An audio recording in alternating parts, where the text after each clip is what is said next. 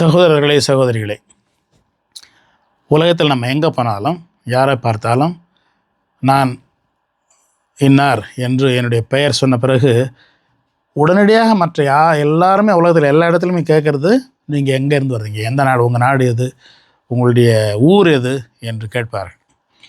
அதனால் இது ஒரு இயற்கையானது.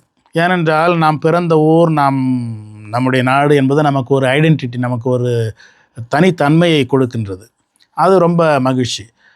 சினிமாவிலலாம் நம்ம அடிக்கடி நானும் மதுரைக்காரன் தாண்டா அப்படின்னு சொல்லுவானுங்க. அப்படின்னா அதில் ஒரு கெத்து இருக்குது. அதாவது நான் அந்த ஊரை சேர்ந்தவன் என்று சொல்லிக்கொள்வதில் ஒரு ஒரு பெருமை. ஆனால் நம்ம தமிழ்நாட்டில் தான் சில இடங்கள்லாம் சார் உங்கள் பேர் என்ன அப்படின்னு கேட்டப்போ, நீங்கள் உங்கள் ஊர் எங்கேருந்து வரீங்க, உங்கள் ஊர் எது அப்படின்னு கேட்டால் சில பேர் அதை தப்பாக எடுத்துக்கிறாங்க.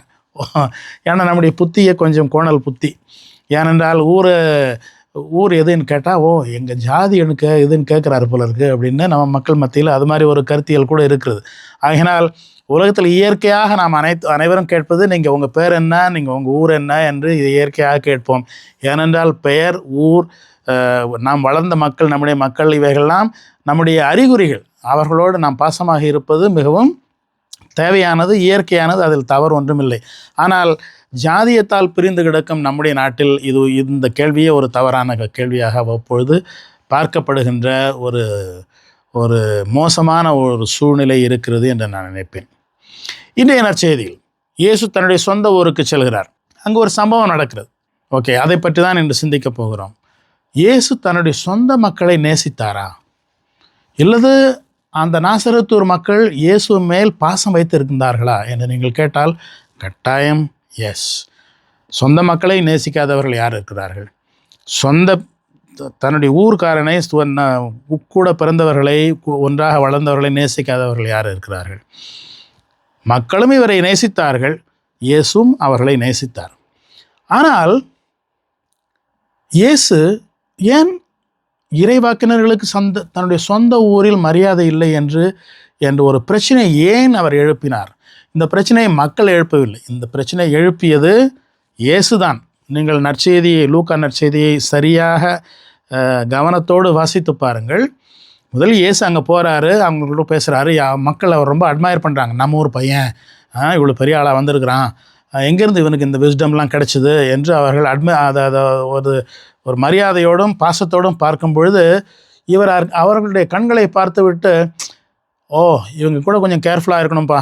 ஏனென்றால் நீ எங்கெங்கெல்லாம் போய் என்னென்னமோ புதுமையெல்லாம் அதெல்லாம் நம்ம ஊரில் செய் இவன் கேட்டு நம்மளை இங்கேயே மடக்கி போட்டு விடுவார்களோ என்று இயேசுவிற்கு ஒரு ஐயம். ஆகினால் இவரே ஒரு பிரச்சனையை கிளப்புகிறார்.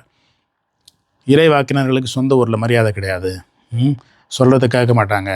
ஆகினால் உதாரணமாக எலிசேயோ இப்படிப்பட்ட இந்த பெரிய இறைவாக்கினர்கள் கூட வெளிநாட்டில் தான் போய் நல்லது செஞ்சாங்களே ஒழிய சொந்த ஊரில் செய்யலை என்று இவரே ஒரு பிரச்சனையை கிளப்பி விடுகிறார்.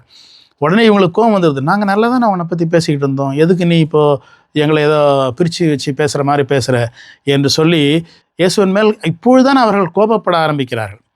இயேசு ஏன் இப்படி இந்த பிரச்சனையை ஏற்படுத்தினார் என்றால், நாசரேத்தூர் மக்கள் நம்முடைய மக்கள் தான், அவர்கள் மேலே எனக்கு பாசம் உண்டு. ஆனால் இந்த பாசம் என்னை முடக்கி போட்டுவிட்டு இவர்களுக்காக நான் வந்திருக்கிறேன் என்ற எண்ணம் அவர்களுக்கும் வரக்கூடாது, எனக்கும் வரக்கூடாது. ஏனென்றால் நான் உலகத்தில் இருக்கிற எல்லோருக்காகவும் வந்திருக்கிறேன். எல்லோரும் என்னுடைய சகோதர சகோதரிகள், குடும்பம் முழுவதும் என்னுடைய ஊர், உலகம் முழுவதும் என்னுடைய குடும்பம் என்பதற்காக நான் என்னை இவர்களிலிருந்து விடுவித்து கொள்ள வேண்டும் என்று அவராக தன்னுடைய சொந்த மக்களிலிருந்து ஒரு தூரத்தை, டிஸ்டன்ஸ், ஒரு தூரத்தை ஏற்படுத்தி கொள்கிறார். அதனால் தான் அவரே இந்த பிரச்சனையை கிளப்புறார். அதனால் இந்த மக்களும் அவர் ஏதோ கூட்டிகிட்டு போய் மலை உச்சியிலேருந்து கீழே தள்ள போகிறோம் அப்படின்னு சொல்கிறதெல்லாம் சும்மா விளையாட்டு. அவர்கள் செய்வார்களா? தன்னுடைய சொந்தத்தை இப்படிலாம் செய்யலை. அதனால்தான் அந்த பெரிய ஒரு ஷோ போட்டாங்க அவங்க. அந்த நேரத்தில் இயேசுவே சிரிச்சிட்டு தானாக நடந்து அவர் பற்றியே போயிட்டார். அதனால் என்ன நம்ம புரிந்து கொள்ள வேண்டும் என்றால், இயேசு தன்னுடைய மக்களை நேசித்தார். ஆனால் இப்பொழுது அவரை இறைவனுடைய குடும்பம் முழுவதையும் நேசிப்பதற்காக தன்னுடைய மக்களிலிருந்தே அவர் ஒரு தூரத்தை ஏற்படுத்தி கொண்டார். இது இறைவாக்கினர்களுக்கும் குருக்களுக்கும் கன்னியர்களுக்கும் முக்கியமான ஒன்று. நம்முடைய மக்களை நாம் நேசிக்க வேண்டும், இருந்தாலும் அவர்களுக்கு மட்டும்தான் என்ற அந்த எண்ணத்தில் அவர்களும் இருக்கக்கூடாது, நாமும் இருக்கக்கூடாது. God bless you.